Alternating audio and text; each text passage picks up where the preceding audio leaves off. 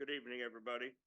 Welcome. This is the May 19th Newberg City Council meeting, 6 p.m. I now declare this meeting called to order. Could we have roll call, please? Counselor McBride, Here. Counselor Wheatley, Here. Counselor Yarnell Holman, Counselor Kilberg, Here. Mayor Rosacker, Here. Counselor Turgeson, Here. and Counselor Carmen is absent today.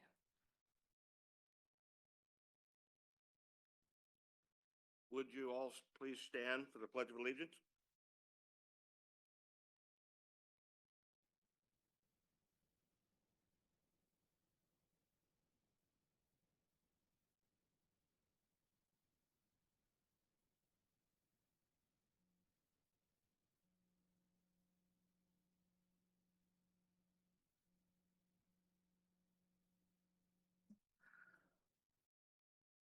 Well, I hope everybody enjoyed the weather in this afternoon.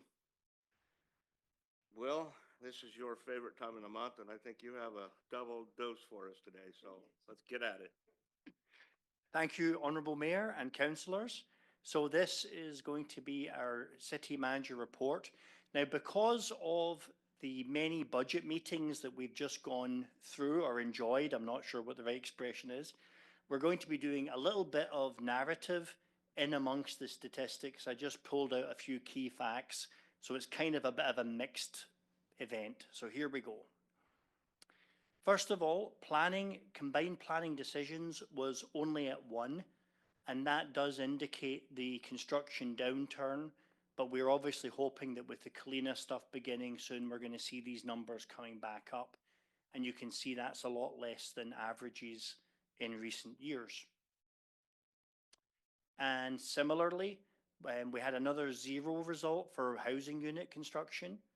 And that's just a factor of the wider economy, but we know there is some coming down the pike in the very near future. And building permits, other types, 60, a lot less than we would normally expect for this time of year based upon the last few years. And similarly, that will also start to pick up when Kalina comes in and some other items. And 428 building inspections, so that's still quite a lot of work, a little bit less than we would expect on the averages, but once again that will also pick up, we hope, in the near future. And recently in community development, the Fairfield Inn has opened, which is great news for the town, especially for folks who want to attend George Fox sports events. It can be hard to get a room sometimes. That's going to help with that. The review of CET grants took place. Heritage Meadow, 3 final plats signed for 4 lots. So there is stuff in the pipeline. Kalina Public Improvement Phase 1 and 2 under construction. Lots of that stuff is coming on the north side of town. And of course, we're continuing with our discussions with TVF&R about the fire station. And that's going to be going through the entire planning process. Community engagement submissions through the website, 30. That is quite a big number for any given month. And of course, each one of those is a question or comment that we have responded to, answering some public question. Social media, 14,000 engagements. That is a lot too, and that's been steadily going up recently. A few updates in that realm. April was the month of budget building, so that obviously garners a bit of interest to our social media postings. CE supported the finance department designing and assembling the budget book, which is a huge lift every year, and this especially because by going to a biennial budget process, it was a 2-column layout for many of the areas that used to be a 1-column layout, for example. We had many people doing proofreading, and we feel it was the best we've ever done on catching things. We didn't catch everything, but the final version will have those last edits in it. And of course, we're promoting delicious, fresh compost. And you can still get fresh, delicious compost from the wastewater plant And you can bring your own bucket. You can bring, as Russ has told me, bring a truck, bring a trailer, bring whatever you like. Take as much free compost as you might enjoy. Community engagement, social followers, 4425, others 495, and LinkedIn 1058, and that just is continuing to trend up slowly over time. The city recorder in the month we're discussing did 8 public records requests, but that is actually nothing compared to what we're experiencing in the month that we're in right now. Melissa, how many public information requests are we up to now as of today? For just this month? Yes. 16. 16 public information requests, and the month's not even over. That is a 4-year record. Now, here's the good news. Many of these public information requests are engineering or planning related, so we hope that is the sign of other development on the horizon. Finance, 1.72 million of payments to accounts payable, with 1.07 million of payroll. Not that different from the trend that we've been seeing recently. And top check amounts, Yamhill County Affordable CET funds, 310,738. Chehalem Parks and Recreation District, that's a pass-through for parks SDCs, that's system development charges, 388,973 and 76 cents. And HDR Engineering, and that might be our very last check for the programmable logic controller system, finished on time and under budget. Says no government ever. Boop. HR recruitment's advertised. 5 hires, 4 separations, 4 FMLA, etc., and other types of claims, 4. Not that different from normal, except on the hiring front. Unfortunately, we lost a lot of staff to a less pleasant working environment city nearby, and so we're doing recruiting to replace those staff. Recent actions, running recruitments, 5 part-time plumbing inspector, part-time team library, intern, GIS analyst, accounts payable, payroll specialist, and many more. There's some of the hires that we did recently, and there are 4 of the separations with people who went to work for a less pleasant city. IT resolved 234 service tickets for our city, not an unusual number, and 1 after-hours on-call event occurred. Library activity, door count 7543, and a whopping, stunning 34,187 circulation events. And when you consider that this is a town of 26,000 persons, that's kind of a remarkable number. Public safety, 2,190 calls for service, making people's lives better every day. Not an unusual number for this time of year, but every call is important. 787 traffic stops, a slight uptick on averages, and 601 citations and warnings resulting from that uptick in stops. Please don't speed through Newberg. Public safety, unfortunately, 8 fools chose to get behind the wheel impaired. Why do they do it? I don't know. Dispatch, 643 911 calls, critical phone calls answered, and 2,417 non-emergency calls, but perhaps important to that person's life at that moment, all answered by our city in just 1 month. 50.9 million gallons of delicious, fresh, safe drinking water, and 159.8 million gallons of the other stuff processed.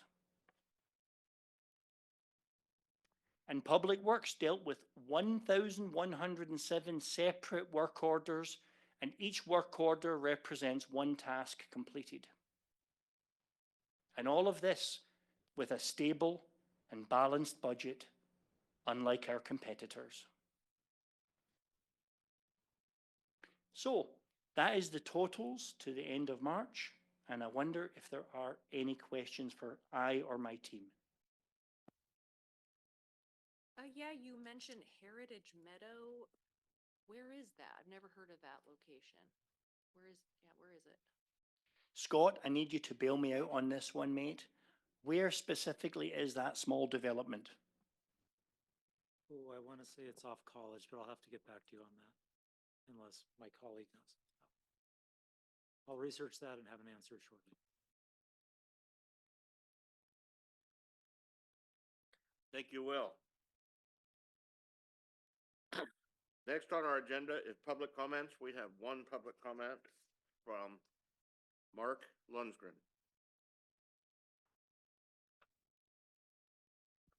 You have some pictures in front of you that Mark has provided. Welcome. Thank you. First time I ever done this, but the pictures are for my second comment, but the first comment is about the bypass trail that's been approved.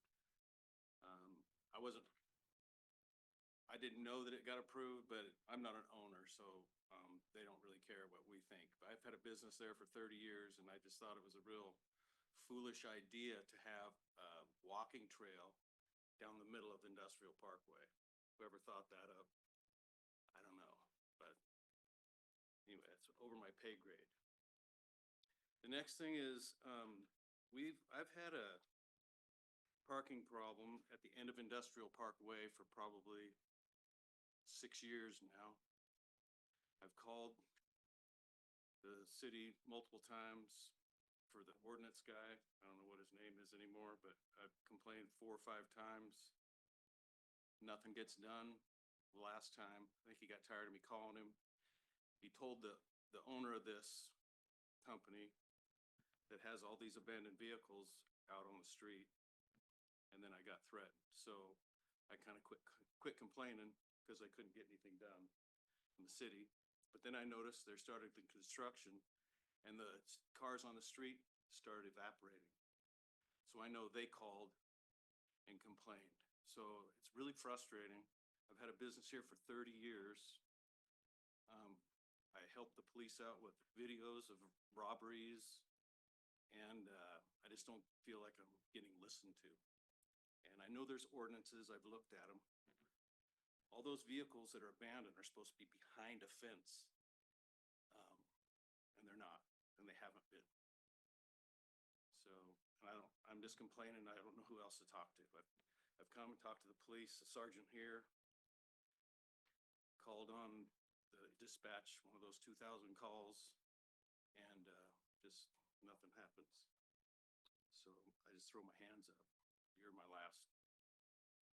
You know, it's just a disaster. It's an ecological disaster. They dump gas, they dump oil.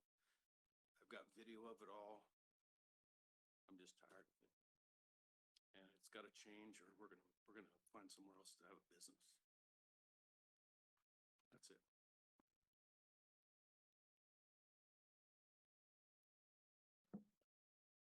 Okay, thank you. Neil, I don't want you to come up and address this at this point, but sometime between now and our next council meeting, can you give us more information as to what's going on here and what we're willing to do about it? Thank you. I will get back to you, sir.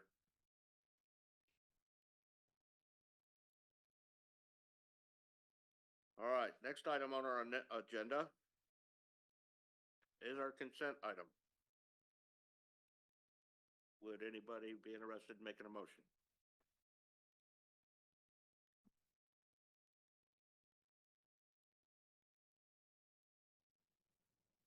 Go ahead, Mike. I move that we go ahead and approve the consent agenda item. Second. All right, it has been moved and seconded that we approve the agenda calendar as noted. All in favor signify by saying aye. Aye. Aye. All opposed, nay. Passes unanimously. Thank you. New business. We have a street art presentation today.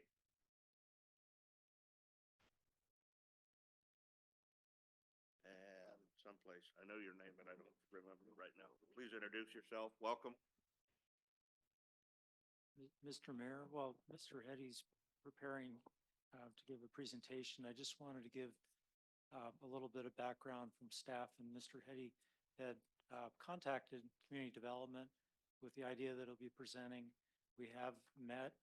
We did discuss the idea, and we've just started initially looking at how other cities approach it. So I don't want to take away from his presentation, but I did want the council to know that we've been assisting and are very receptive to the idea, subject to council direction, if this is something that you want to pursue. And we're also available to answer any questions if you have any from staff. Thanks. Good evening, and thanks for having me. Yeah, my name's David Heddy. I have been here in Newberg almost 5 years now, and I work full-time in affordable housing and also do community development type work. So it's in my blood, and it's a day-to-day thing that I get to do. So outside of work, I really have dedicated myself to building community. And so ever since I've moved here to Newberg, I immediately got involved with all sorts of volunteering with the local Habitat affiliate, with CPRD as a basketball and a soccer coach. I work with the local soccer club, Chehalem Valley, and I'm a head coach for the high school boys. And I also volunteer at my local church. So I have been involved in dozens of neighborhood projects like what I want to talk about today. And so I am passionate about this work and really excited to get to share with you some of the benefits and potential pilot project. So my goal here tonight is to provide just a little bit of information, try to be clear and concise. I do get excited about this, so somebody can just say, hey, keep it going.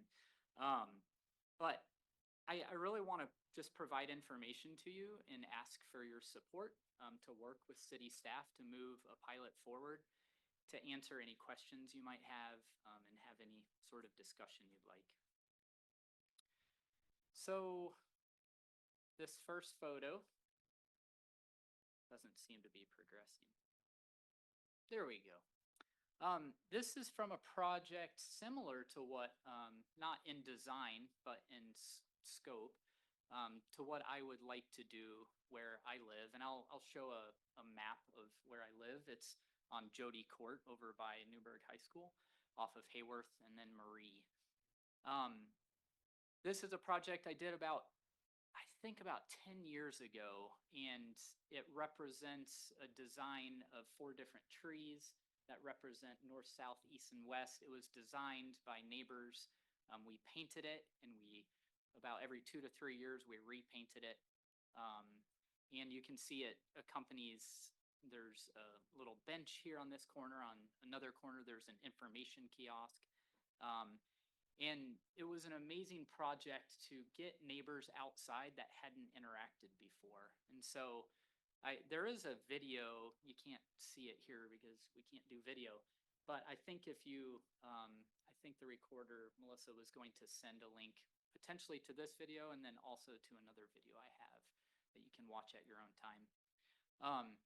But after this painting, we brought neighbors out. We had a giant block party, an international block party where we had music and people brought food from their culture, ethnicity, and it was a wonderful celebration. And it really laid the groundwork and the foundation for deep connection between neighbors, which was needed in this area.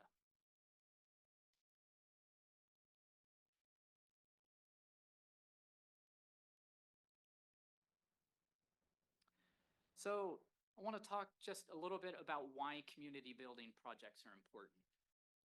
Place highly defines how we interact. So if there is a space that's built for community, then it encourages people to come out and live into community. And if you create a place that's devoid of community space, it inhibits social connection. So this is not a Newberg neighborhood. I don't think you had that question, but a neighborhood like this is pretty common in design where there's not a lot of space for community to interact. Maybe there's a little bit of green space there, but we have to rethink how space is utilized, especially with so much building. It's often in the public right of way where there is opportunity to engage with one another as neighbors. Community building is important because it creates common work. It's like Habitat for Humanity, people putting on their tool belts and joining together across divides and building bridges to work together. And that's what community building offers in our neighborhoods.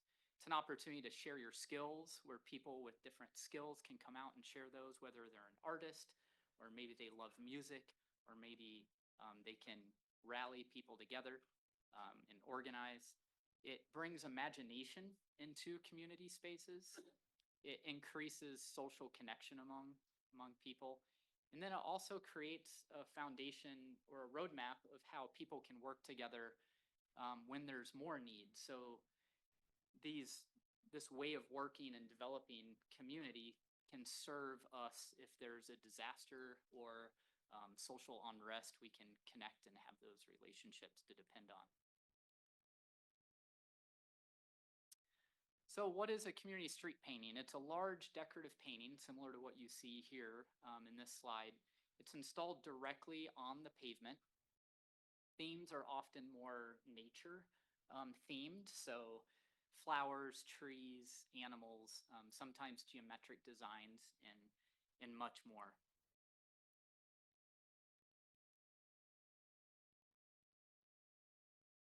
The benefits of having a street painting are many.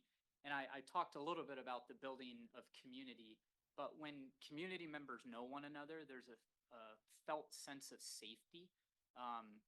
An indicator of sense of community is if you have a need, you know somebody in your neighborhood that can help meet that need. And that's what projects like this do. It adds identity to a place when you lay a piece of art that people have been exploring together. There's a sense of identity people feel. And what we all really want in a place is ownership. And so when you own a place, you care for it. It can improve the beauty and aesthetics, and it offers an ongoing investment. It's not a one-time thing, but it's a place where people continue to gather and continue to care for because it's a shared asset. So this aligns with the City of Newberg goals, projects like this. It enhances community safety by increasing social ties. So safety is often a byproduct of how we know one another. And if we know our neighbors, we are eyes and ears on the street. It's what community policing is, or an aspect of community policing. Goal 4 from your city council, or from the city goals, is create and maintain a high level of transparency with our residents. And I love projects like this with the city. It brings a resident like myself to interact with you and build that transparency and connection. And I think that's really what creates a thriving city, is when residents and administration can work together well. It somewhat related to goal 6 of revitalizing and beautifying the appearance of Newberg's downtown. This isn't a downtown project, but as a pilot project, it can really serve as a pathway of how we can do more beautification and working on the appearance of different spaces within the downtown. And then last, it relates to your continuous goal B of continue with community policing partnerships. And the Bureau of Justice Assistance calls community policing as a collaboration between the police and the community that identifies and solves community problems. And so projects like this allow an opportunity to solve problems proactively before they arise. So getting a little bit more into the meat of how something like this could work. So we spent some time, grateful for Scott and Leanne, and Russ, and I think there was somebody else that I was able to meet with and talk through how could something like this potentially work. And they were a great sounding board for me as I threw ideas out and used the city of Medford and the city of Salem, who've put together administrative rules and toolkits, both for internal for the city and also for residents that would like to start a project like this. And so the content that I'm about to share in the next 2 slides is related really directly from some of the work that's already been done that we wouldn't need to think up ourselves. So there's some design criteria and location criteria that you might want to consider. So in terms of location, projects like this are typically done on more lower traffic count residential streets where vehicles aren't constantly, tearing up the pavement. And there would need to be some administration rule or policy around where traffic counts where you would put these. The design should be set on what is allowed, typically no speech or words, no symbols, no copyrighted materials, often no, and I would highly recommend no religious and political speech, that sort of thing. Again, sticking to the theme of nature and pattern, that sort of thing.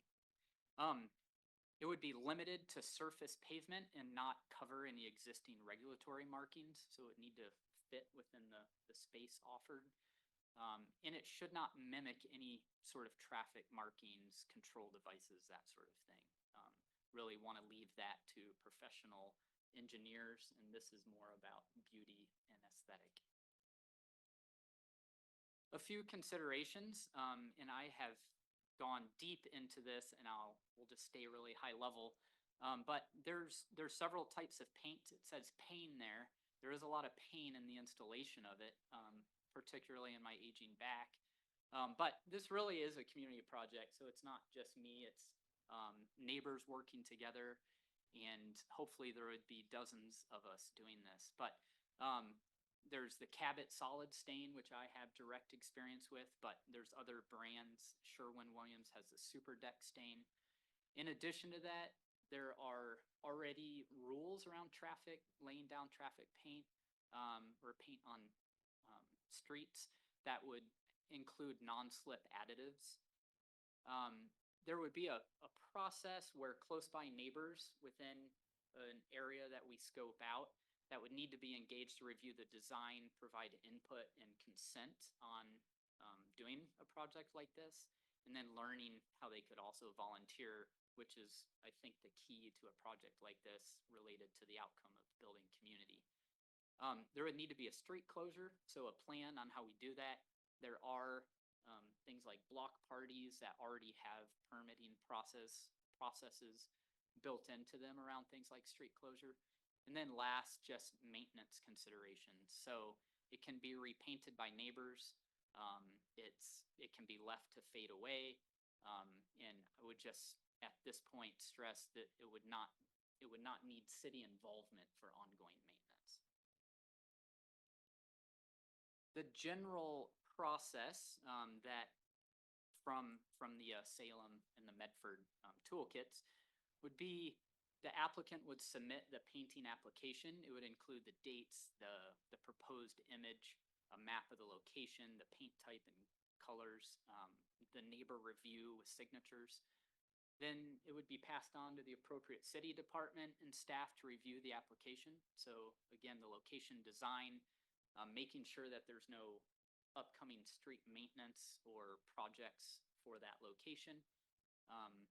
And ideally, it would also be reviewed maybe by a committee. I know there's a mural committee that's, I think, ad hoc or not directly related to the city, but just someone to look at it and make sure it isn't terrible art.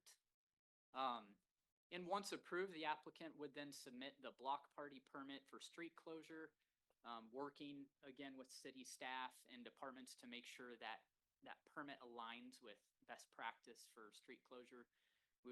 The residents would then collect some sort of packet or arrange for barricade pickup, would, on the proposed time and location, would close the street, would complete the project, and that paint dries in a few hours. So, these are not final designs. These were ChatGPT generated by me. The idea would be to try to go back there, but looks like it's not.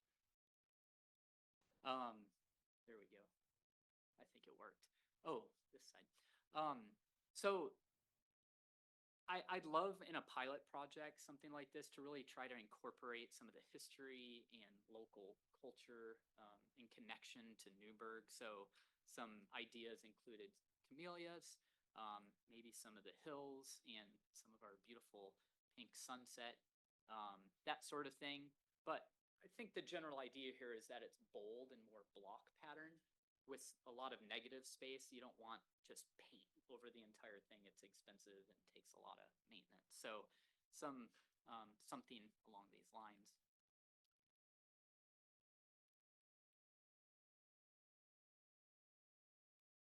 So I would say at this point, I shared a video with Melissa with neighbor support, several neighbors, and there's a neighbor here also offering support tonight. Please check it out. It has cute kids on it that are way more interesting than me talking, saying what they would like to do in the neighborhood. They're committing themselves to being involved and engaged. And so please check that out if you get a chance. Our proposal for next steps is requesting support from City Council to work with city staff to move this forward. We would then hand in hand put together a minimum viable product, an MVP. So something simple that we can move a street painting project like this forward without taking too much staff time. And again, I would finalize design, work with neighbors to do that, get neighbor support, submit the proposal, and hopefully complete the project. I think that's it. Thank you so much. And questions, discussion, what's on your mind? Yeah, I like this a lot. Thanks. I think it would bring identity to a neighborhood, you know, a uniqueness that, from neighborhood to neighborhood. I am wondering how far you go to get neighbors' approval or buy-in. Like, would you go a block or 2 blocks? And would one neighbor out of 10 saying no thanks stop Yeah. a project like that? It's a great question. Yeah, there. So, excuse me. First of all, I didn't see who the neighbors were. Let's see a show of hands of who the neighbors are. Okay, great. Thank you. One neighbor. One but neighbor, The yeah. video has 10 neighbors in it, so. Leanne and Scott, I know you're here to deal with this. Do you want to do it from where you are? Or do you want to come out or? We're happy to speak from here unless Okay, you would like I to think have we'd us- like to hear from you about what you think. He made a lot of assertions there, which are really in your wheelhouse. So can you, Sure. We've had time to look at some of the materials. Salem in particular, their toolkit is pretty extensive, and there's a Q&A, a frequently asked questions section that talks about how they devised their program and having neighbor buy-in. So they have a process by which there is a notification process similar to what we do for our type 2 and type 3 and 4 cases. So there's that aspect to the permitting process, and they garner at least, if there's 40% dissent in the neighborhood, then it's a no-go. So you need to have over 50, you need to have at least 60% buy-in from neighbors within a certain radius that council could determine what is appropriate so that folks are on board and, something that they would like to see in their neighborhood. So I think that, does that cover your question, Counselor, about? I know there's gonna be lots of questions. Yeah, I just want to, I mean, nothing he said up there you disagree with. That's what I really want to make sure. Oh, no, I think he's done a great job articulating his experience, and he's pulling from the research that both Scott and myself have looked at ourselves. So I think it's in line with what we're seeing. as available resources from other cities that have duplicated these efforts.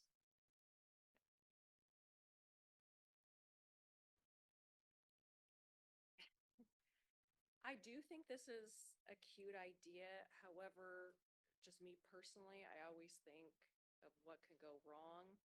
That's automatically what I think first.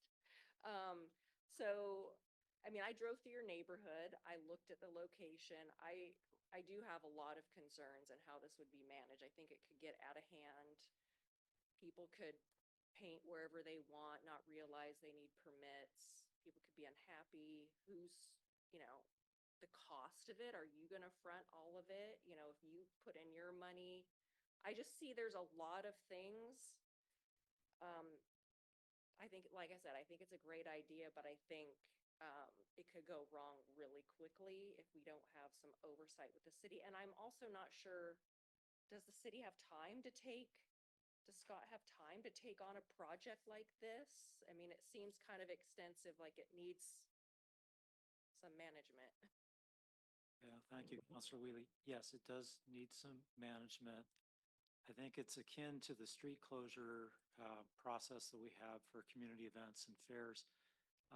But it has a lasting imprint, this literally on the ground. And so I think the risk, this exposure is not unlike other events where there's a community block party or there's some other gathering. And we have a way of managing that involves all of the appropriate departments. I think the only difference is that it has a lasting effect. And we've talked about maintenance. We've talked about other aspects of that our Public Works Director can address. I believe if you have questions there. Yeah, we've had discussions about the type of paint, lasting effects of it to make sure that we're not dealing with any hazardous materials. Maintenance of it, that the city would not take on the maintenance or repair of it should we need to dig it up to repair a water line or sewer line or something of that nature. So we've made it pretty clear, and he's come right back with, that is understood to do that. And again, it's no different than any other street or traffic paint that's put down once it's down there. And he's already addressed the non-slip, because that is a major concern with motorcyclists and bicyclists as well. So we've kind of run this through the mill quite a bit. And I may just add one other point, and I think David's suggestion that this would be a pilot project is really smart because you can test it, you can see where it works, where there may be unanticipated issues or things that we would want to adjust. And I think the location that they're looking at is probably the best type of location that you could have available. It's a cul-de-sac, or it's not impacting more than those neighbors who live immediately adjacent to that traffic circle. So.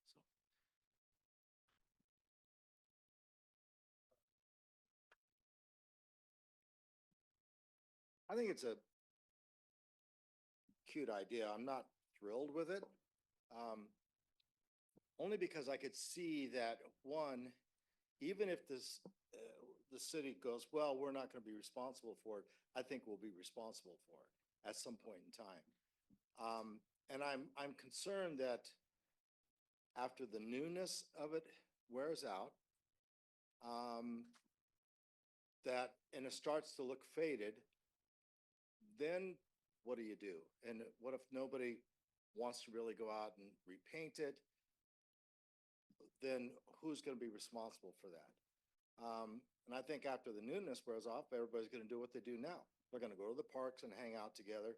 The neighbors are going to get together with people that they know and like. And so, I mean, I think it looks kind of cool. But I'm looking at on down the road as, what do you do when it gets to the point where the people that were really involved maybe have moved, or their kids? I mean, I don't see the concept of drawing community together. I think that looking at this from a practical standpoint of what will it or could it cost the city, that's what I'm more concerned about. I don't have anything really against the overall idea. I just think we're gonna probably get stuck holding the bag at some point in time. And I'm just kind of concerned about that.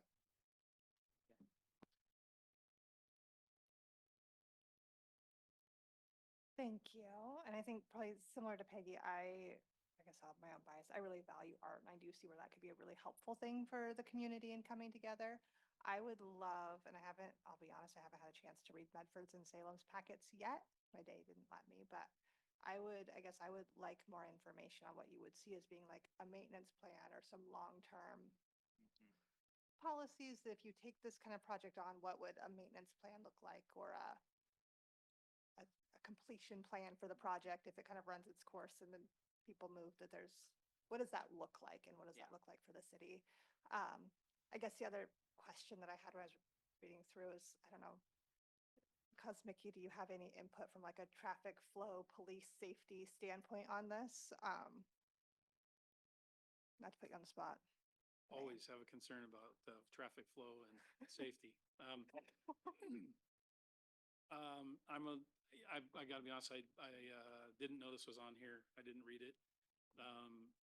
I would be more concerned on through streets, but, you know, and then, that's, you know, the painting of the streets is where, you know, people put traffic signals and those types of things. So like a cul-de-sac, much less problem. But I don't want to say no because I don't know enough about it. Those would be my concerns. Thank you. And then I love, you mentioned the mural committee. I don't know how often they meet, but I guess I love the thought of maybe a larger community input as part of a neighborhood process. I think that feels meaningful. Well, I first heard about this a week ago when Will and I went over the agenda. And like all of you, I had, you know, several hundred questions about what. I'm really impressed with the fact that our city staff seems to be somewhat interested in proceeding with this. Can I assume that that's the case? Yeah, well, we're here to serve per your direction. We have the capacity, we have the competency, I believe, to do this correctly if you're interested in it.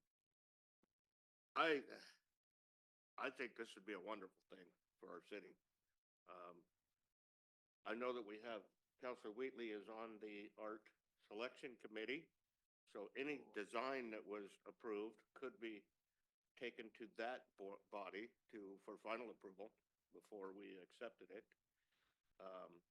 You guys may not know the type of paint that they're talking about, the solid color stain. That's what you would use on your fence. And the beauty of that is that when it got faded, which will be fairly quickly, probably 4 or 5 years maximum, I would think. You're right. You could power wash it off. It's not a permanent paint at all. It's not like latex paint on the street. So that, you know, I'll leave that up to staff as to what, I know Russ has already got the wheels turning on that. We've talked about it. I would like to suggest that we do maybe put together a pilot program. I'd like to see it done this summer, if possible. Normally I would have a competition, but this presentation from this gentleman is good enough that I think that he is probably the leading candidate at this point. So I guess if it were up to me, I would probably suggest that you get busy with your design and submit it to the art committee. You need to talk to your neighbors and make sure that a high percentage of them are interested in having this on their cul-de-sac. I would want to celebrate this with some sort of a barbecue, close that street and have a barbecue and let the community help paint this thing. 100%. I think this could be a lot of fun. I think that we're not investing a lot here because it could be removed if it needed to be. Or I'm going to trust staff to verify that what I'm saying is true before we go headlong into this. So, I mean, we could ask staff to go ahead and start to put together some sort of pilot program. We talked about it, or you talked about it being like maybe a type 2 process. Is that what a mural, is that a type 2 or is that type 3? Yeah, I think, so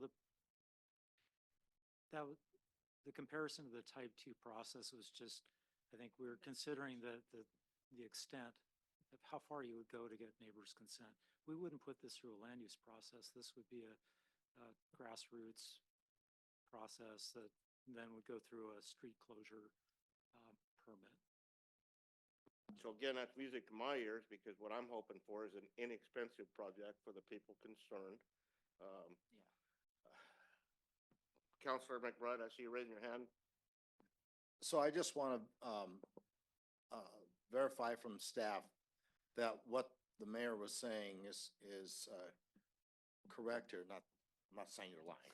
I'm just, but that, so if it was starting to fade, the type of material that is used in this painting, we could be able to clean it up easily with, you know, power washer type thing. So it wouldn't be anything more extensive than something as simple as that, correct?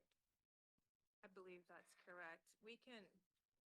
There's a process, the templates provided, and I'm happy to send support materials to council members and the mayor, so that y'all can look at that. I think the two precedent cities that were mentioned in David's presentation are quite thorough, and we could easily replicate that so that all of those items of concern are considered and reflected, and there would be some sort of checkoff sheet and demonstration of buy-in and the maintenance program, et cetera. Material is used.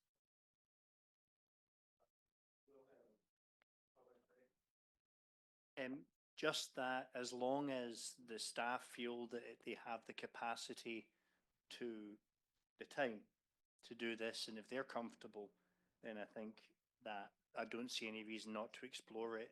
The mayor is exactly correct about the stain. I used to work for Miller Paint, and that stuff does tend to fade out after 3 or 4 years, and you can pressure wash it off.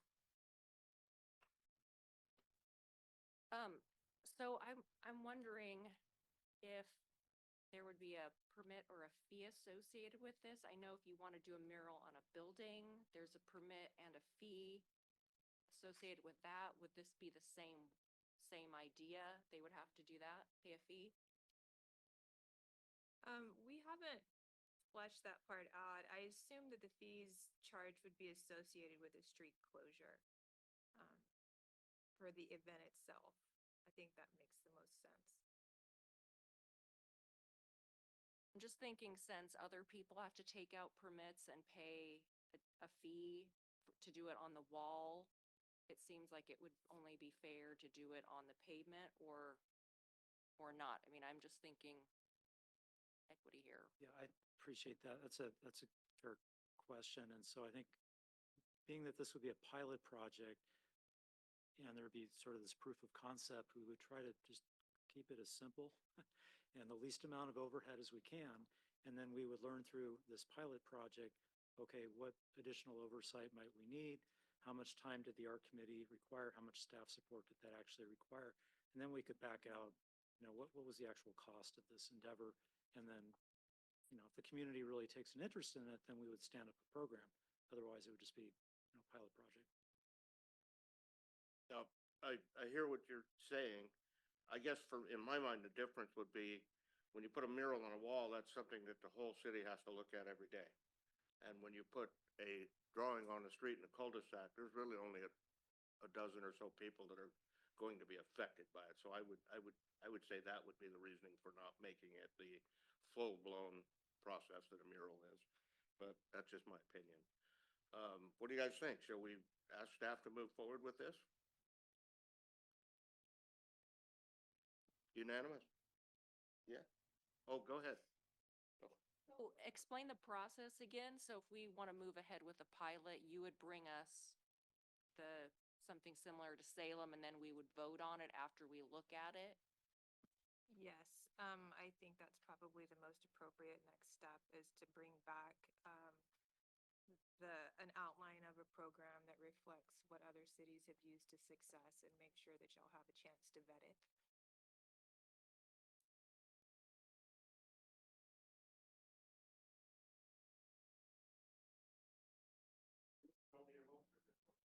Sorry. do we need a motion at this point, or?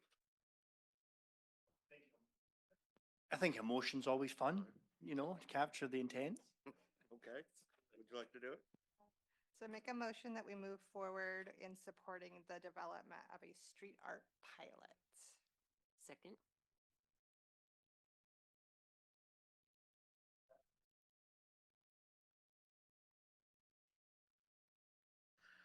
All right, we have a motion and a second. The motion is, Melissa? Motion is to move forward to support a street art pilot. You are excellent, Melissa, thank you. Thank you. All in favor signify by saying aye. All opposed, nay. There we go. Thank you. Thank you all, appreciate it.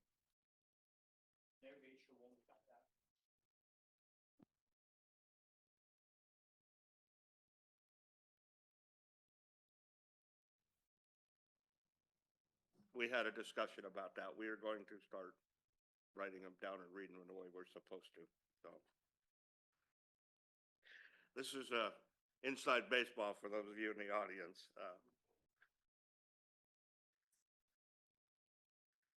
Our next presentation today is going to be from Neil, I'm assuming, for building code and dangerous building.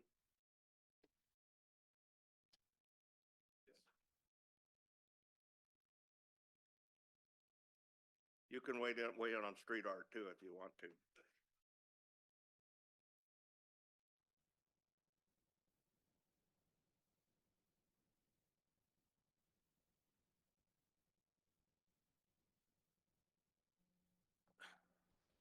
Good evening, Bill, council. I'm assuming that everybody's had an opportunity to look at the new municipal code that was rewritten by James and his staff. Excuse me, Neil, just one moment. Bill, we need to open legislative hearing first. Okay.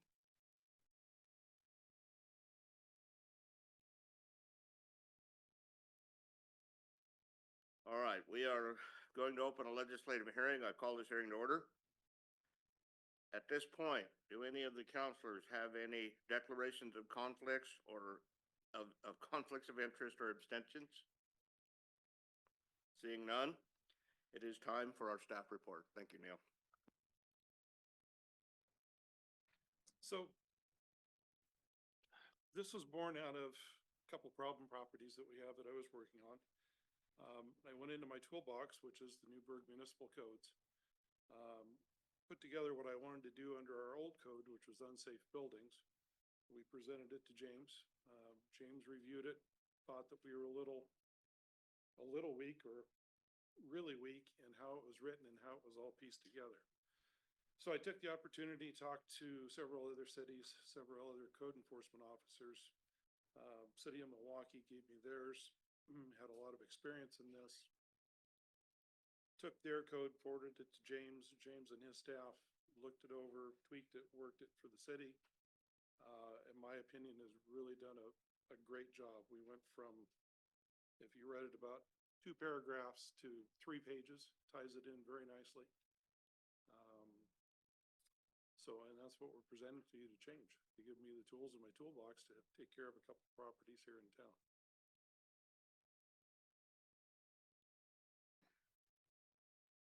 I read through through your proposed ordinance, and the only thing I saw a question I had was, at one point you said that the city could enter, and then the next line or two, it said that the building official would ask permission to enter. So is he going to have the right to enter that we can enforce, or how is this gonna work? Or do you mind if I, all right, thank you, Officer Winters. So, there is a right to enter, but there's, as a condition precedent, if you will, to entering, there are certain notice requirements baked into the statute. And the intent behind that is to,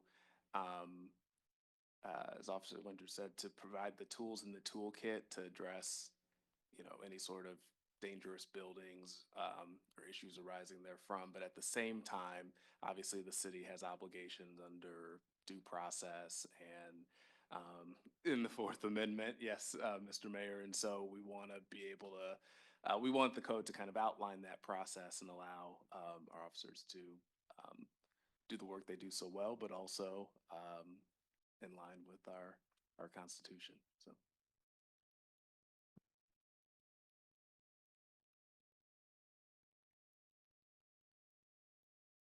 I think I read that it was taking staff time, a lot of staff time to deal with these problems. Can you kind of describe, and I'm assuming it's going to the homes and repeated calls. Can you just kind of go over the wasted staff time or the lengthy staff time, what you're dealing with and why you're not able to solve it?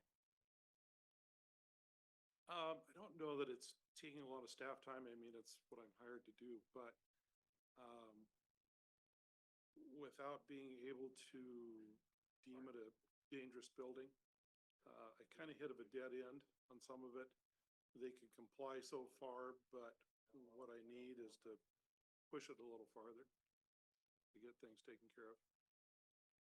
Does that make sense? I guess is the question. I think so, and maybe it's repeated calls from citizens complaining.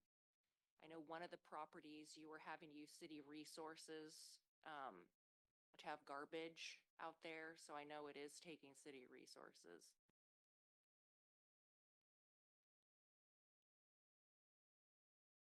So what would, work us through the process. We made access to the house. We found that it is unsafe.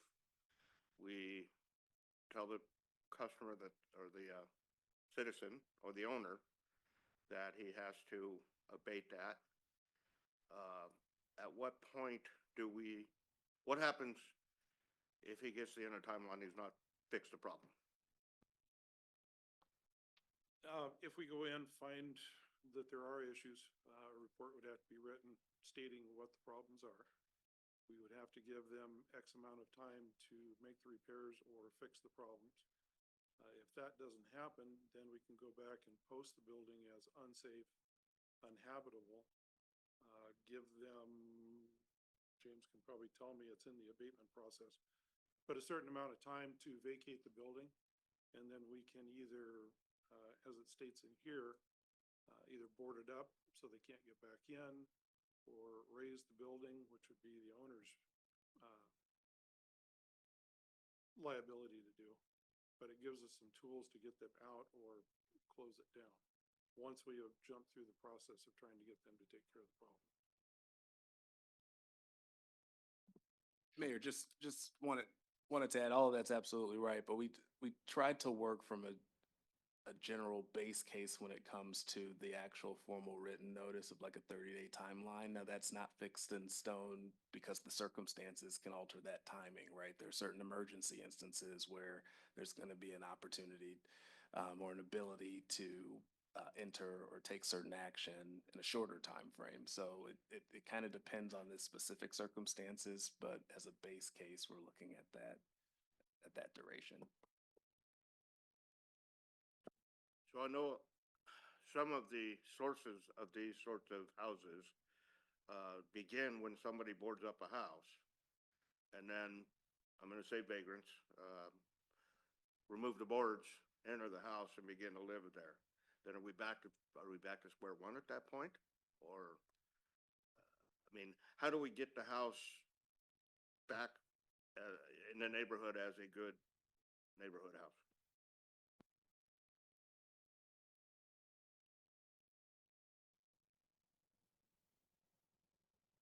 One of the scenarios that we have discussed in the past was if the property owner would like to do something about the property, but they're fearful to do so because people who are staying there who really don't have any legal right to be there.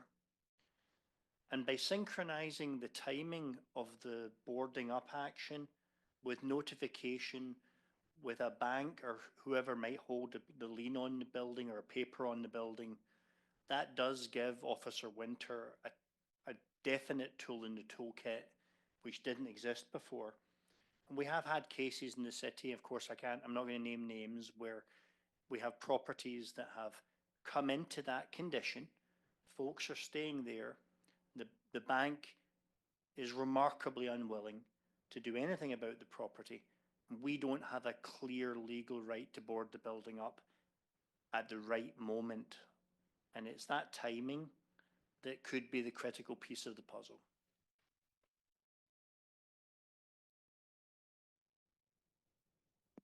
So, I mean, what you're describing stops when we board the house up. So how do we get the house sold to somebody that's going to either tear it down or rebuild it?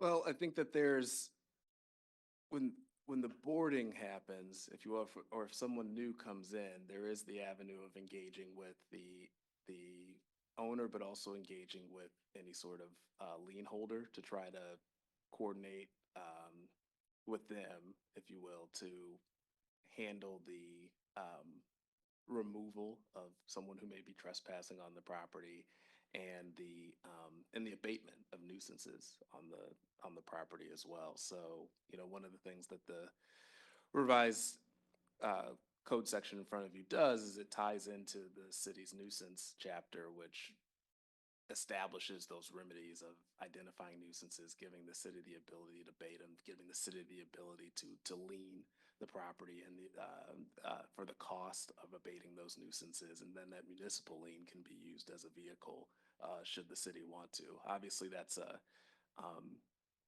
very involved process for the city to establish a lien and then foreclose on it and sell the property, but it can be used as a tool to engage, let's say, a lender who may not be as active prior to, you know,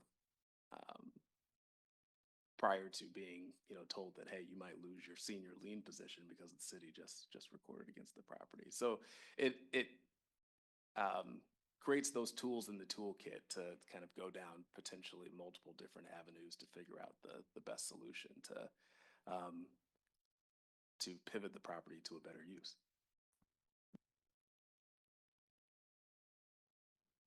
Okay, as an example, we have a house, you're all aware of it, that we have been working with the lender for over a year, where we could have put a lien on it, and that house, we could have sold it by now. But because the lender begged us not to put the lien on it and swore that he was gonna take care of the property, and if I may be mistaken, but I don't think anything's been done in many months. Will this, would this change that situation? Well, you certainly have got I hesitate to call it a standard operating procedure because it can look different ways, but there's a menu of options, if you will, that the city can pursue, and there are a number of processes that the city can pursue in order to advance the ball in that situation. It does, you know, to be frank with council, it does take time from start to finish. If the city wanted to step in, abate a nuisance, record a lien, you know, foreclose on that lien, take the property, sell the property, that's a heavy lift of time and staff resources and money, quite frankly, to do that. But this chapter, as revised, tied in with the nuisance chapter, obviously that's one of multiple approaches, if you will, that the city can take.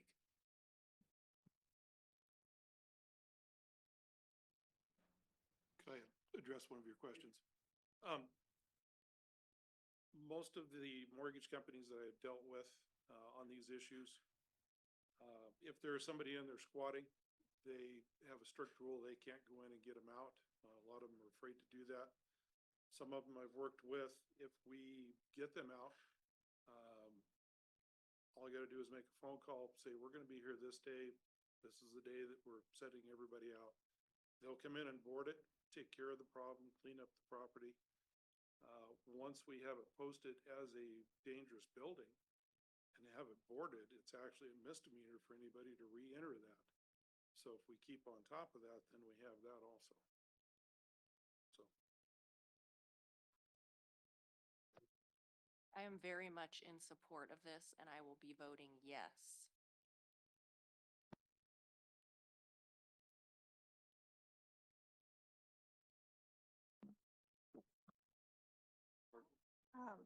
The process of vacating, securing, boarding up, is that cost borne by the lender who owns the house, or will the city have to do those costs? The city can apply a lien to the property to recover the costs for these actions, including trash pickup as well. I would like to change that can to will. File a lien at that point, because I believe in putting as much pressure as we can on these folks and getting these things abated. Yes. To that point, Mr. Mayor, the one house that we're kind of alluding to, and I really don't want to name the name, so, well, yes, the one I'm thinking of primarily, there, we already have put a lien on that house to recover a lot of our costs. And we will put more liens on houses when we're in this situation. So I just didn't want to be completely definitive that it will always happen that way, but I think most always it will happen that way. And if I may, Mr. Mayor, by code, I would recommend that we keep it permissive, having that stick, if you will, as a city, but certainly from an administrative standpoint, you know, swinging that stick with a higher degree of frequency, that's something we can do on the staff side. Neil, if you're done, thank you very much. At this point, we have to open public testimony. Nobody has signed up for public testimony, so I now close public testimony. And I'm sorry, Neil, we need you for one more minute here. We need our recommendation from the staff. I'm new at this.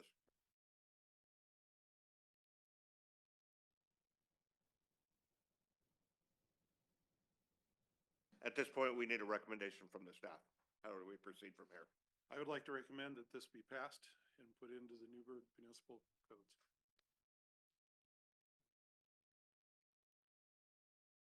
Thank you. Now you're done. Councilor Kilburn. Yes, I move that we adopt ordinance 2025-2934, amending Newberg's municipal code related to dangerous buildings and waive the second reading. Do I have to do it separately? Yes, if we could just do it separately, waive the second reading first, and then we can adopt or council, if it is your will, can adopt and read by title only, if you so choose. I move we waive the second reading. Second. It has been moved and seconded that we waive the second reading of this amendment, or this measure. All in favor signify by saying aye. Aye. All opposed, nay. It's unanimous. Would you like to proceed? Okay. I now move that we adopt ordinance 2025-2934, amending Newberg's municipal code related to dangerous buildings by title only. Second. Now I'm ready to read the title on your cue, Mr. Mayor. Okay. See, we should, so we have a motion and a second, and the motion is?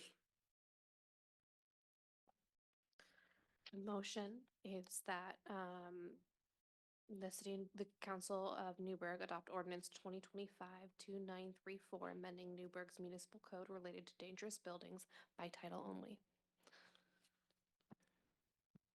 So in front of the council for adoption is ordinance number 2025-2934, an ordinance amending Title 14, Chapter 14.05, Article 1, Newberg Municipal Code, Section 14.05.050 and 14.05.100. Thank you. Is there any more discussion? Seeing none, we will have a roll call vote, please. Councillor McBride, Yes. Councillor Wheatley, Yes. Councillor Yarnell Holloman, Yes. Councillor Kilburg, Yes. Mayor Rosacker, Yes. Councillor Turgeson, Yes. and Councillor Carmen is absent. Thank you, everybody. The motion passes unanimously. All right. 10 o'clock already? I need to take a short break. I hope you guys will join me and take,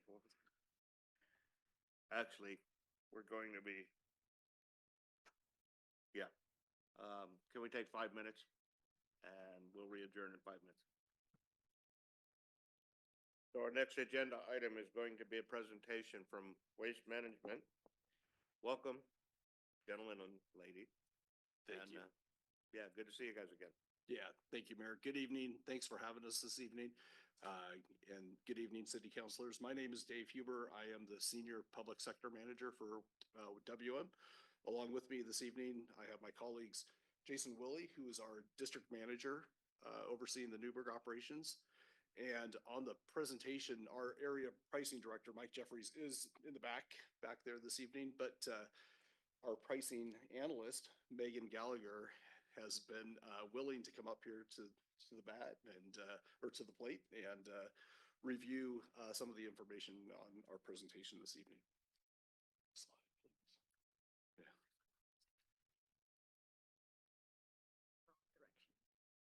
Okay, so tonight's discussion, we're going to go over our collection services. We'll touch on the Newberg transfer station and provide some updates there. We'll dive into our annual report review for 2024. And then we'll also show some rate comparisons for some close proximity other jurisdictions here around the city of Newberg. We'll talk about our community partnership, and then we'll end it with any questions that you may have. Slide. Okay, so we have been your dedicated community partner for all of your environmental needs for the last 15 years. We, the best news I think we have this evening is that we listened to you last year when we were here in front of you and the concerns with customer service. And I know Jason and I were in front of you a few months ago, letting you know that we were working on a new customer service representative. And the great news this evening is that we have that person at our Newberg facility. So if any customers here in the community come to our office Monday through Friday, our office door is open now to the public, 12 p.m. to 5 p.m. That customer service representative will help you with any service-related issues that you may have. She can help with billing issues, service-related questions, transfer station questions. I know there's always, questions that might come up about what is acceptable, what's not acceptable.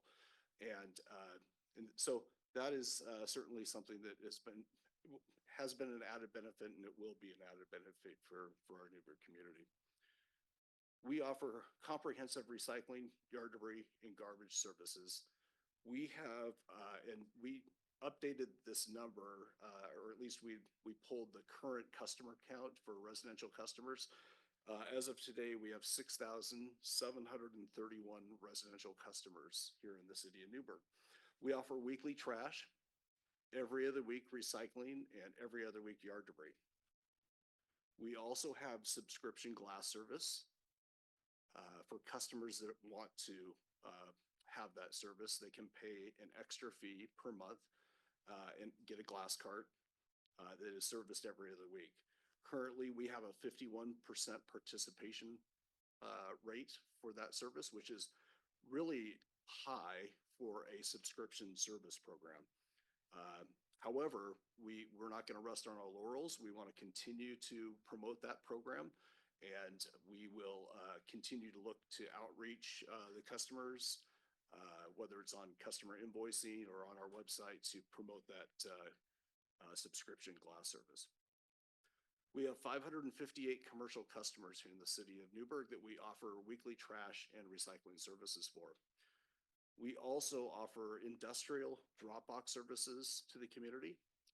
Those are the large dumpsters, the large containers, 20-yard drop boxes, all the way up to 40-yard drop boxes.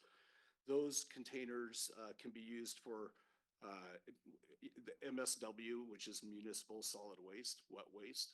It can also be used for construction, recycling, And then, of course, during the fall season, we use them for grape skins and grape stems for a lot of the wineries here in Newberg and throughout Yamhill County.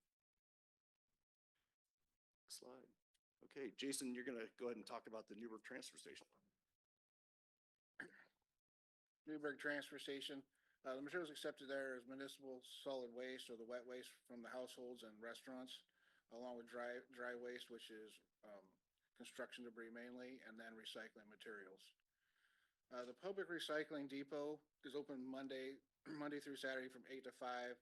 Starting next Tuesday, we'll actually be opening up at 7 a.m. for the summer hours between Memorial Day and Labor Day. Many services provided are for hard to recycle materials, such things as batteries, fluorescent light bulbs, sharps containers.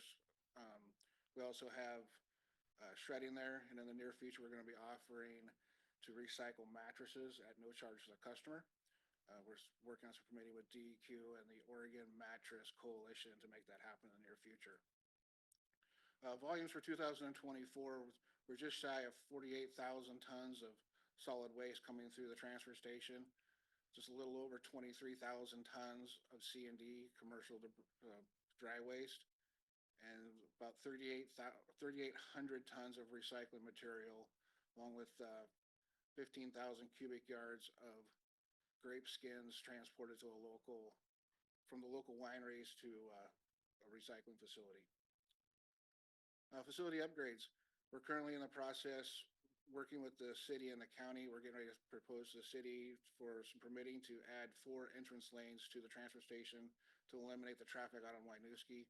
Those of you who don't know, we own the property between us and Cal Portland there on Winooski, and we're wanting to expand the entranceway to help get the traffic off of the street.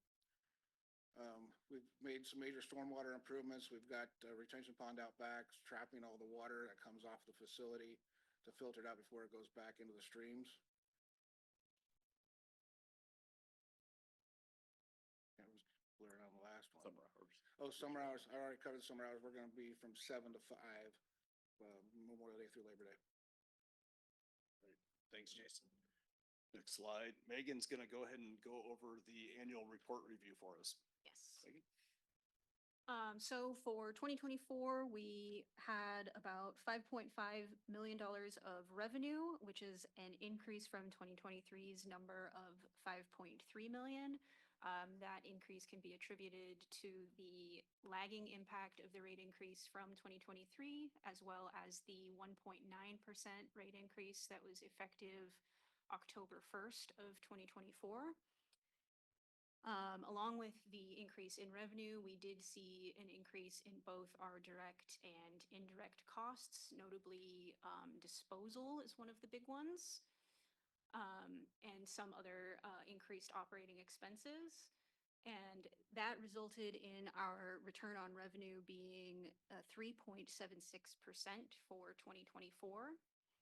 Looking ahead to 2025, we do have some increases in costs that we already know about, such as disposal, vehicle depreciation from acquiring new trucks, as well as some labor increases.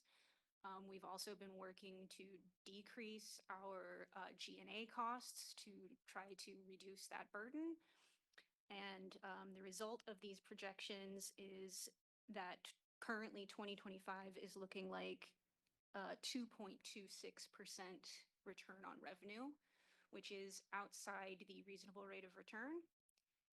So in order for us to get back to that level, we are requesting an 8.6% rate increase to get back into that range. I'd like to add too that, there's disposal costs, processing charges. The disposal costs increase, that takes into account a 10% disposal increase that has been recommended by the Yamhill County Solid Waste Advisory Committee for the transfer station. So that is already in the process. Thank you. So what we have here is a comparison of what that 8.6% rate increase would look like for Newberg residents. The most common service is a 35-gallon garbage cart, and currently the rate on that service is $23.83. An 8.6% rate adjustment would increase that rate by $2.05 to $25.88. And for comparison purposes, I have some other rates from some surrounding communities. And you can see that even with the requested increase, Newberg is still comparable and slightly lower than a lot of these communities, especially Sherwood, where I made a typo. That rate is definitely not quite that high. And the rates that are presented for Dundee and Yamhill County on this slide do also reflect the increases that have been presented to those communities as well. So, and I know that that slide can be a little overwhelming, a lot of numbers there, but if you really look at that 32, 35 gallon rate for Newberg, which is proposed right there at 25.88, that takes into account the $2.05 rate increase that we're requesting this evening. But if you compare that to Dundee, we're still lower. If you compare it to Yamhill County, we're still lower. And it's, as Meg said, it's also lower than the other jurisdictions outside of Yamhill County. This one's you, I think. Yeah. So we continue to be stewards of the environment. We have set bold sustainability visions for the future. And we continue to invest within our, with our facilities here in the Newberg community. We put our people first. That's the most important thing that we do. We have fourth generation employees at our site, and we have retained a 33%, or we have a 33% retention rate of employees since the purchase in 2010. Which tells you a story. It tells you that our employees like to work with us and continue to be employed at our Newberg operations. And that number would be higher if our employees didn't retire, but there's been some people retired over the last 15 years. We offer, as a company, we offer great living wages with great benefits. We are invested in our community here in Newberg. We have Jason and one of our other managers here this evening that are part of the Rotary Club. And we will be participating in the Rotary Golf event coming up here in the next month. We also provide in-kind services for the Newberg Old Fashioned Festival. We're not shy about flipping pancakes at that event as well. We have also participated in the Newberg Public Works Day, which city staff does a great job, and we are happy to be a part of that, as well as the Chehalem Valley Chamber members here as well.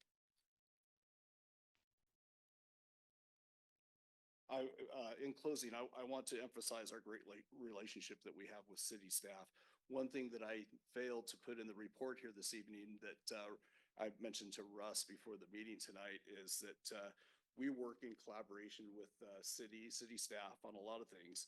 But one example is we are in a heavy regulated industry. A lot of the things that we do require compliance with Department of Transportation, Department of Environmental Quality. Every year we work with city staff and Russ with the Opportunity to Recycle report, which is mandated through DEQ. And that is to meet the program elements each year, which we just received, I think that email last week, that we are in compliance with that. So we appreciate our working relationship here with the city. In closing, I would like to propose that City Council makes a motion to approve this rate request that we have here in front of you this evening. And on behalf of all of our WM employees who service our Newberg community, I want to thank you for your partnership. So with that, I'd like to open it up to any questions that you may have. I know we met last week and kind of went over this, but could you refresh? So if we did 8.6, that puts you at what rate of return? Is that 10%? That would get us to the 10%. Okay, and last year we got you to 8.6. I think last year we Something. just got, with the 1.9% increase that we received in October, it got us to the 8%. if I'm correct. And I'd like to add something else too to that is the rate of return is different than profit. So the rate of return is what our goal is, but it doesn't necessarily equate to profit if things go awry, as well as there's certain taxes that are involved in that profit as well. So it doesn't necessarily equate to profit when you look at that rate of return.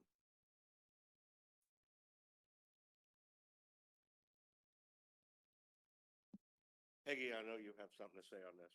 Yeah, well, the rate of return terminology is a little vague for me, just from my own experience. I understand net profit, that kind of thing.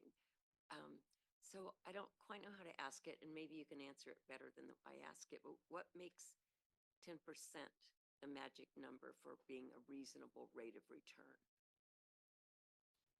I'll go ahead and take a stab at that, Counselor. Yeah, thank you for your question. I think, to answer your question, the franchise agreement does state a reasonable rate of return, which typically is a range between 8 and 12% with a target of 10%. And so with that target of 10%, that keeps us whole as a company. It gives us the ability to invest in our assets, our employees, everything. When it comes to our fleet, the trucks are not, they're over $450,000 now for a new collection truck. So that keeps us whole and keeps us able to invest in, our people, with inflationary costs, keep the wages, great benefits, our assets, trucks, containers, any capital equipment expenditures like that.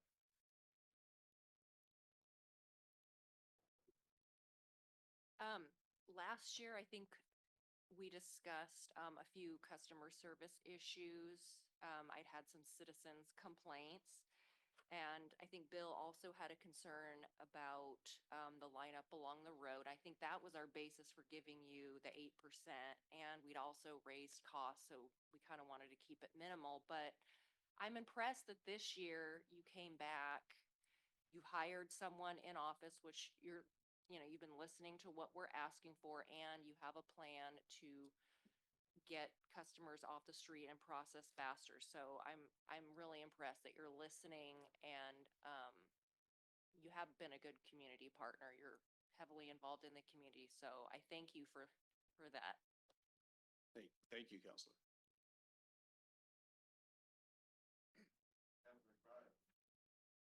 So as far as the recycling part goes, I mean, I heard a couple years ago that, China wasn't taking as much as the material. So is that still the case? If it is, are we shipping it someplace else? And then are there extra costs in that, or what's going on there? Yeah, thank you, Counselor. That's a tough question. There's a lot going on with the recycling markets here in Oregon, I know, but you're correct to your point.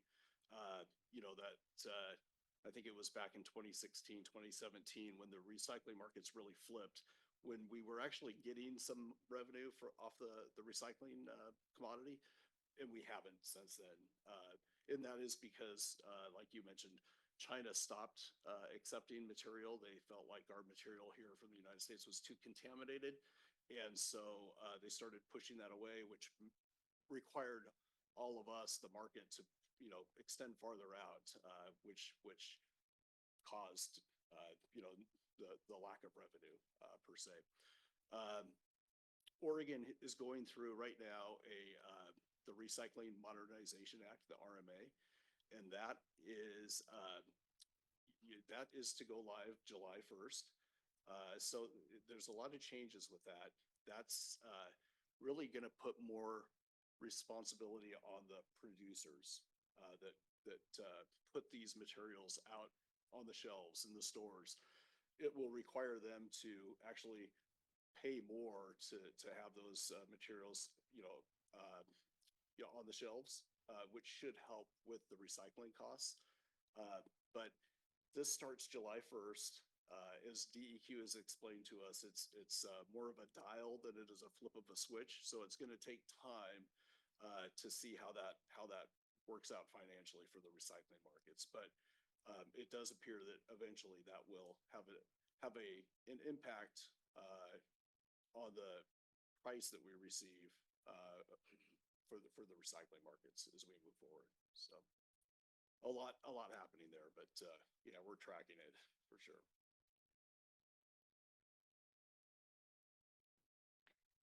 Hi, thanks for all you do, and thanks for coming to. It's nice to have your analysis here with us as well.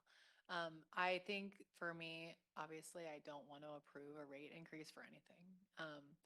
But I do think it's helpful and helps give me the perspective when you do comparatives with other neighboring communities and seeing that we're still at the bottom of the scale. And I do really appreciate the effort that's been made to take our feedback, like Councilor Wheatley said. And I know also just that it costs more to do business right now. And so I understand that. So I will be in support of the rate increase. Thank you, Counselor. I'm not opposed to a rate increase, but I can't support an 8.7%, 76%. 8.6. 8.6, because our citizens are still grappling with making ends meet with inflation. I ran numbers today on what a 7%, 8% return on rate of return. Anyway, with a 6.2%, you could get an 8% rate of return, which is within that range of 8 to 12. 7% would be a 5% increase for our citizens. So I was thinking 7%, but I would probably support something as high as 8% rate of return, a 6.2% increase. Counselor, if I may, this is also the rate increase in front of you is 8.6, but this is also a projection as we look forward. You know, it's a look back, but it's also a look forward as we project. Some of those are unknown costs, and that could fluctuate as we move forward. So, you know, if I just like to remind everybody that could have a further detrimental impact on these increases as we move forward too.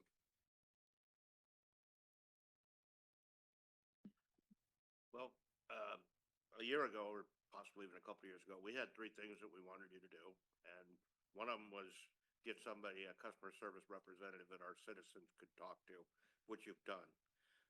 The second one was getting the cars off the street. You've represented tonight that you're going to do that. The third thing was to get a local phone number and that our citizens could call. How are we coming on that? Yeah, thank you, Mayor. Good question. The way our system is set up, we're not able to pull those, you know, the phones just to the city of Newberg into our local office at this point. So what we are trying to do with that customer service rep here in Newberg is, if you go to the local website, our local Newberg website, there is a direct email there that you can email Dave Marie, who's in the office, for any service related questions. So we've used that kind of as an avenue to contact her if you need anything aside from moving phone calls here to the local office. So that helps. The thing that I'll say is that working for a large corporation, there are pros and cons of working with like a large corporation. And, you know, one of the greatest positive things I think is the scale, what happens when you scale and the efficiencies that come with it. And usually it is going to be the most competitive price. And so I do wish we could have a local phone number. I think there are ways to do that if Waste Management at the corporate level would be open to having a local phone number that's routed. But I also understand that the cost is what it is because of your ability to scale and have efficient operations, which oftentimes means a one phone number across a region. I think that what may be just from my perspective, from the phone number as to what we would get from what we think we would get from having a local person is more training around the region of what more local training for the agents that are taking the phone calls and hold times. I think those are the two things that I think that I hear consistently is this person doesn't know our neighborhood or doesn't know. And I think that those are things that people can be trained to. But I do think that, you know, important to this council is fiscal responsibility and the impact to our residents. And I think that it is to go without saying that if we were to go with another company that is more local, the cost will be higher. So while we may have someone that's taking phone calls for us, it's at a cost. So I agree with the mayor, but I also do understand the perspective of centralization and what that does to drive down cost. I appreciate your comments, Counselor. And go ahead. This is for Peggy. Peggy, maybe you would be able to help. What was the amount you were projecting instead of 8.6? What would that do? You had a lower rate. What would that do the payment? How would that really change the payment? Because the 8.6 would put the average resident at $2.05 increase. And that's over 2 months or per month? That's per month. Yeah. Do we know what it would be under your calculation, Peggy? I didn't do the monthly fees. I just said a 6.2% increase to our citizens would provide an 8% rate of return. Or 5% would be a 7% rate of return, a 5% raise on our rates. Is it D3? Times one.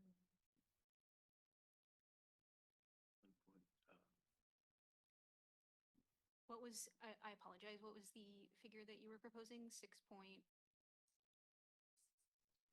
1.062.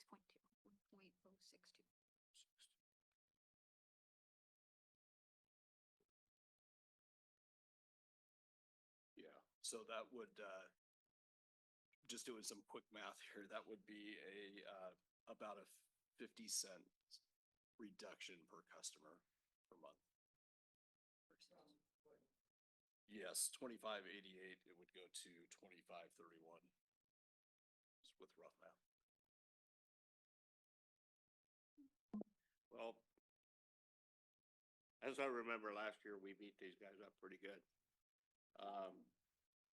I don't like raising rates any more than the rest of you guys do, but if you think about it, we've raised rates on everything that has come to us this year, and the fact is, simple, costs are higher. I mean, you know, their costs are higher just like everybody else's. This seems to be the company that we are willing to negotiate with more than others.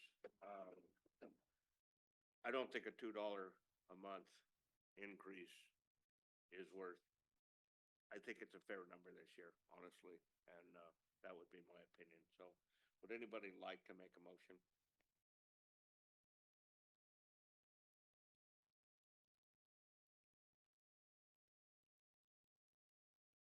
I move we give Waste Management an increase, so they have a 8.6 rate of return. 8%. Oh, yes, okay, so I move we allow Waste Management to have a 10% rate of return, which would be an 8.1. 8.6. 8.6, thank you.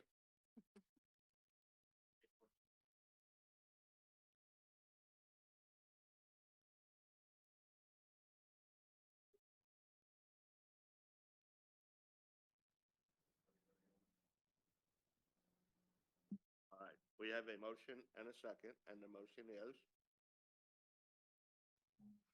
Motion is to allow an 8.6% increase to the rates for waste management.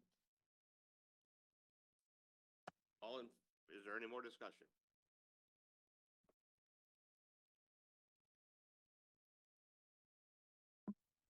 Having none, all in favor signify by saying aye. Aye. All opposed, nay. Nay. Nay.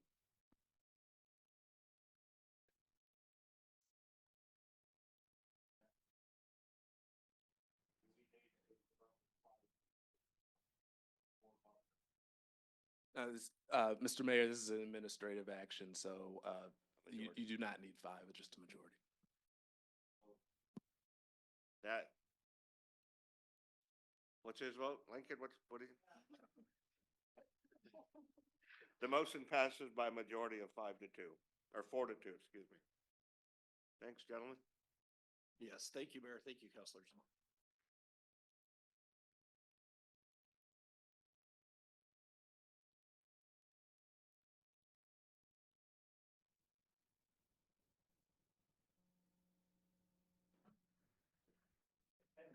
So the next item on our agenda is a resolution approving the city investment portfolio.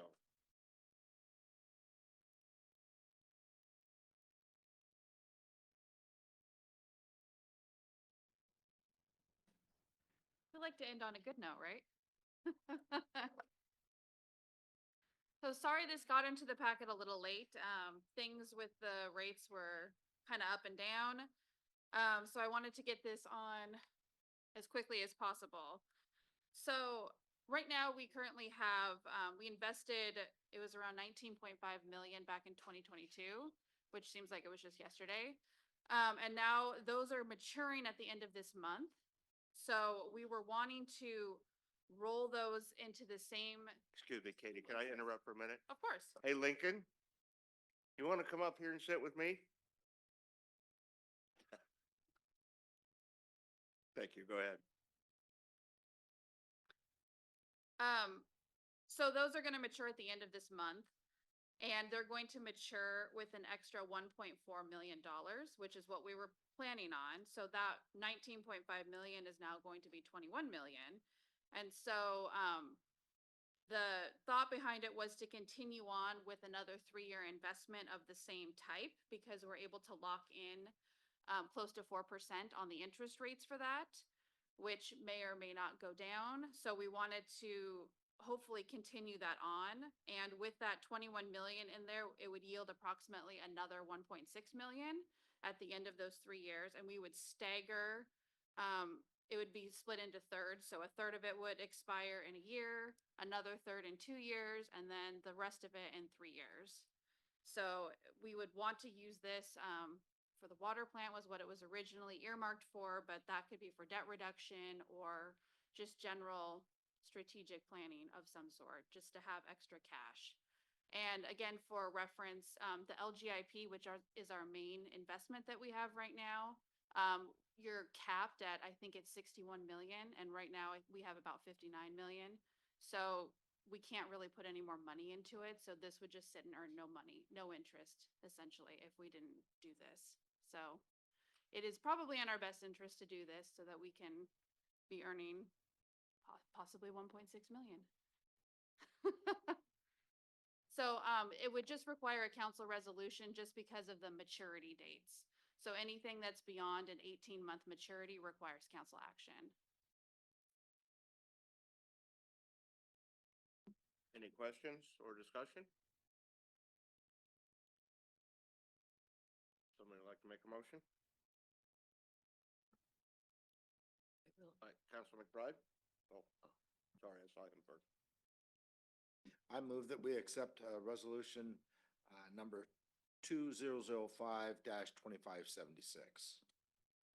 Second that. Is that the right amount? Nope. Nope. Sorry, that was Oh, excuse me. Yep. 2025-3976. There we go. I'll second that. All right, we have a motion and a second to adopt resolution number 2025-3976. Is there any more discussion? All in favor signify by saying aye. Aye. All opposed, nay. Motion passes unanimously. Thank you. The brilliance of the Katie is in staggering the maturity dates to allow the maximum flexibility while still getting the same interest rate, because she's brilliant.